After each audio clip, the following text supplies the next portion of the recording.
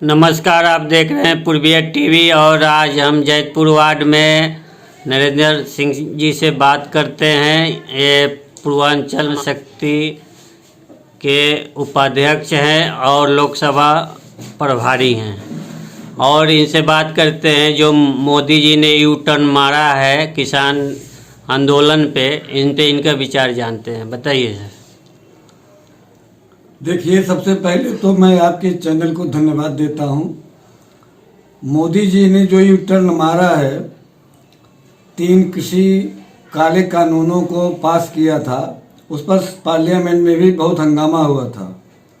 हमारे पूर्वांचल के शेर राज्यसभा सांसद श्री संजय सिंह ने काफ़ी राज्यसभा में इसके विरोध में बोला था, यहाँ तक कि माइक तोड़ने की भी उनके ऊपर आरोप लगा था। आज तक साल भर से ऊपर हो गया, 700 से ज़्यादा किसानों की मृत्यु हो गई उस आंदोलन में। लोग भूखे प्यासे सर्दी में, गर्मी में, बरसात में आंदोलन पर सत्याग्रह करते हुए डटे रहे, लेकिन मोदी जी के कानों पर जूं नहीं रेंगी। यहाँ तक कि उनको आतंकवादी कहा गया, खालिस्तानी कहा गया, देशद्रोही कहा गया। हमारे किसानों को, पूरे देश को हमारे किसान ही खिलाते हैं। मोदी जी भी उन्हीं की पैदा की हुई रोटी खाते हैं, लेकिन जरा सा भी मोदी जी ने उनके ऊपर ध्यान नहीं दिया और यहाँ तक कि कील तक गाड़ दिया किसानों के लिए कि इससे आगे न जाने पाएं। भारत के इतिहास में नहीं, विश्व के इतिहास में ऐसा कहीं नहीं हुआ कि किसानों के लिए कोई सरकार उनको आगे बढ़ने से रोकने के लिए कील तक गाड़ दिया हो। लेकिन जब मोदी जी को लगा कि इनका सत्याग्रह का आंदोलन टूटने वाला नहीं है और जब तक तीनों किसी काले कानूनों को वापस हम नहीं ले लेंगे, तब तक हमारी थू-थू होते रहेगी। और इस समय जब उनको लगा कि हमारी पार्टी की करारी हार होने वाली है आने वाले विधानसभा चुनाव में, तब उनको यू टर्न लेना पड़ा और उन्होंने पूरे देश से क्षमा मांगते हुए हाथ जोड़कर तीनों किसी काले कानूनों को वापस लिया। इसके लिए देर आए दुरुस्त आए, मैं मोदी जी को धन्यवाद देता हूं कि कम से कम उनको अब तो अपनी गलती का एहसास हुआ। धन्यवाद दिए, ठीक है। जो 1 साल भाजपा सरकार और मोदी सरकार ने जो जनता का खराब किया, इस पे क्या कहेंगे? लोगों को बेरोजगार कर दिया, फैक्ट्रियां बंद हो गई। मोदी जी ने सिद्ध कर दिया कि वो एक तो टोटल झूठ बोलते हैं, दूसरी बात देश की जनता का मोदी जी के ऊपर से, बीजेपी की सरकार से ऊपर से उनका विश्वास उठ गया है। लोग अब समझ गए कि मोदी जी जो कहते हैं वो करते नहीं हैं। एक बार मोदी जी ने लोगों को बेरोजगार किया नोटबंदी ला करके, उसके बाद तीनों किसी काले कानूनों को ला करके केवल उन्होंने 3-4 आदमियों के लिए एक कानून लाया था। ये तो एक तरह से गुजराती भाइयों के लिए जो बिजनेसमैन हैं, अंबानी अडानी, इन्हीं की मार्केटिंग में मोदी जी लगे रहते हैं। उन्होंने किसानों की सुधि न लेकर के उन्हीं के पक्ष में एक काला कानून लाया था। लेकिन जब देश की जनता में आवाज उठने लगी, किसान आंदोलन में डटे रहे, तो मोदी जी को यू टर्न लेना पड़ा और जो उन्होंने लोगों का 700 परिवारों का जीवन बर्बाद किया, उनके जो कमाई हो रही थी, उनके जो लोग थे वो मर गए। अब मैं मोदी जी से मांग करता हूं कि प्रत्येक परिवार के लोगों को 1 करोड़ रुपए का मुआवजा दें और एक सरकारी नौकरी दें। मतलब आप आरोप ये लगा रहे हैं कि मोदी जी देश का तेल निकाल करके गुजरात पहुंचा रहे हैं। मोदी जी ने देश का तेल तो निकाल ही दिया। जब एक बार 10 पैसे कांग्रेस की सरकार में डीजल का दाम बढ़ा था, तो अटल बिहारी वाजपेयी जी बैलगाड़ी से आए थे पार्लियामेंट में और मोदी जी की सरकार में 35 पैसे 40 पैसे 35 पैसे 40 पैसे बढ़ाते बढ़ाते जा करके 100 के पार कर दिया, डीजल को भी पेट्रोल को भी। आपको पता होगा कि जब तेल पेट्रोल का दाम बढ़ता है तो भाड़ा बढ़ जाता है, चीजें बढ़ जाती हैं, महंगाई अपनी चरम सीमा पर पहुंच जाती है। आज लोग महंगाई से इतने त्रस्त हैं, इतने परेशान हैं कि लोगों को 2 जून का खाना नसीब नहीं हो रहा।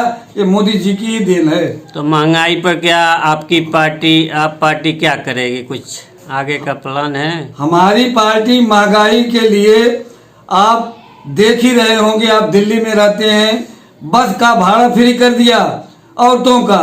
हमारी माताएं बहनें बेटियां अब फ्री में दिल्ली में यात्रा करती हैं। कम से कम अगर एक बेटी, एक हमारी माता बहन नौकरी पर जाती तो उसका कम से कम 50 से 100 रुपए डेली खर्च होते थे, और 100 रुपए बचे तो 3000 रुपए का वो बचत हुआ। 200 यूनिट तक बिजली फ्री किया हमारी सरकार ने, उससे भी लोगों का 1000-1200 रुपए प्रति माह बचत हो रही है। साथ ही साथ किसी गरीब को अगर इलाज कराना हो तो उसका इलाज हमारी सरकार फ्री में करा रही, वो भी बचत हो रही है। शिक्षा व्यवस्था इतनी बढ़िया बना दिया कि सरकारी स्कूलों में लोग प्राइवेट स्कूलों से नाम कटवा कर जा रहे हैं, जहां पर फीस नाम मात्र को लगती है। प्राइवेट स्कूलों में 20,000 रुपए महीने तक की फीस ली जाती है, और वहां से हमारा रिजल्ट अच्छा रहा सरकारी स्कूलों का। वो भी हमारे यहाँ की जनता को, भाइयों को बचत हो रही। तो हमारी सरकार तो बचत के लिए काम कर ही रही है। आप जैतपुर वार्ड में रहते हैं और यहाँ पे गंदगी और नाली सफाई का और सब समस्याएं हैं, तो आप क्या कहेंगे? यहाँ पे भी भाजपा के ही पार्षद हैं।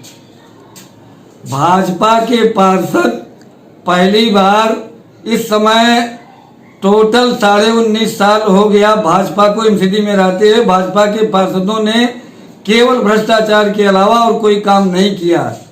पिछली बार जो था बीजेपी ने पार्षदों को यह कहकर टिकट काट दिया कि हमारे पार्षद सब भ्रष्टाचारी हैं, सब घूसखोर हैं।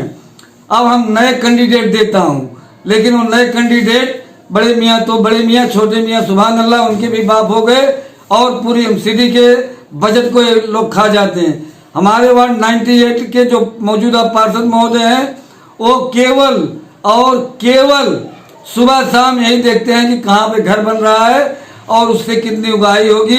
न क्षेत्र में सफाई हो रही, न नालियों की सफाई हो रही, नालियों में गंदगी भरी पड़ी है, मच्छर डेली फैलते चले जा रहे हैं, डेंगू चिकनगुनिया का प्रकोप बढ़ने का खतरा पैदा हो गया है। लेकिन हमारे पार्षद महोदय कमाई में मस्त होकर गहरी नींद में अपना मजे ले रहे हैं। क्या आप भी भावी प्रत्याशी हैं या आप टिकट मांग रहे हैं? देखिए, प्रत्याशी तो कोई भी हो सकता है। हमारे यहाँ पर पूर्वांचल बहुल इलाका है और मैं पूर्वांचल से आता हूँ, तो अगर हमारी पार्टी हमारे ऊपर विचार करेगी, हमारे यहाँ के नेता चौधरी राम सिंह हमारे ऊपर विचार करेंगे, तो मैं चुनाव लड़ूंगा अगर हमको पार्टी टिकट देती है तो। टिकट नहीं मिलता है तो क्या करेंगे? टिकट नहीं मिलता है तो हम पार्टी के साथ रहेंगे, जैसा हमने पहले काम किया उसी तरह से पार्टी का प्रचार प्रसार करेंगे। अगर हमारे किसी और साथी को टिकट मिलता है तो हम इसके लिए काम करेंगे।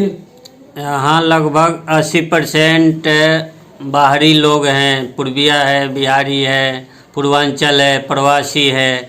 इनके लिए क्या संदेश देना चाहेंगे? इनके लिए संदेश ये देना चाहते हैं हम कि हमारे पूर्वांचल के भाई खुशहाल रहें, सुखी रहें।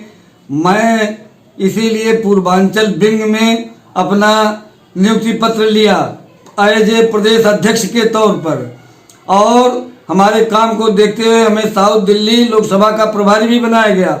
हमने तो कसम खा लिया है कि मैं पूर्वांचल के लोगों के लिए ही जीऊंगा, मरूंगा। हमारा तन मन और धन पूर्वांचल के लिए ही समर्पित है।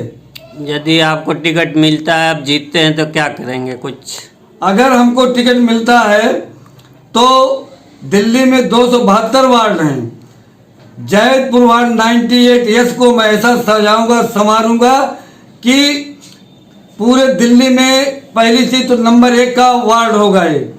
दूसरी बात, गंदगी कहीं दिखाई नहीं देगी। तीसरी बात, जो यहाँ पर वो जोन के नाम पर लूटा जा रहा है, किसी भी भाई का 1 रुपया घर बनाने के लिए ना एमसीडी लेगी ना पुलिस लेगी। तो वो जोन पे तो गो जोन का नारा लगा चुके हैं मनोज तिवारी जी, इस पे क्या कहेंगे? वो भी तो पूर्वांचलीय हैं। जब इनके शीर्ष नेता मोदी जी झूठ बोलते हैं, तो इनके जो छोटे नेता हैं मनोज तिवारी जी, आदरणीय रामवीर बिथूड़ी जी, इनको झूठ बोलने में तो जरा भी संकोच नहीं होती। लौकुश चौक पर लगभग 5 लाख रुपए की होल्डिंग लगा करके कि वो जोन गो जोन हो गया, मनोज तिवारी ने जनसभा किया। रामवीर बिथूड़ी जी ने कहा कि वो जोन इस एरिया से हट गया है। जैसे ही चुनाव खत्म हुआ तैसे वो जोन का भूत फिर इन लोगों ने अलापना शुरू कर दिया।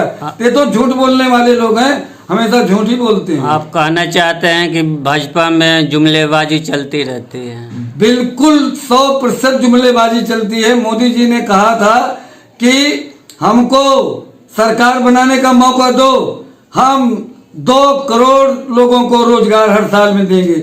2 करोड़ लोगों को रोजगार देने की बात तो दूर, 4 करोड़ लोगों का रोजगार इनके सत्ता में आते ही छिन गया। इन्होंने कहा था कि हमारा विदेशों में इतना पैसा जमा है, मैं लाऊंगा और एक एक परिवार को 15-15 लाख रुपए मिलेंगे। आज दिन 15 रुपए भी नहीं मिले। अगर आपको 15 रुपया मिला हो तो आप बताइएगा। तो काला धन के तरफ आपका इशारा है, तो काला धन पे क्या कहेंगे? काला धन पे जो ये कह रहे थे कि स्विस बैंक में इतना पैसा जमा है कि लोगों को 15-15 लाख रुपया मिलेगा, इन्होंने कई लाख हजार करोड़ रुपया बताया था कि आप उसमें इतना जीरो नहीं लगा सकते। अब ये कहते हैं केवल 20,000 करोड़ रुपया है स्विस बैंक में काला धन, उसको भी आज तक ये नहीं ला सके। धन्यवाद, आप पूर्वी टीवी से बात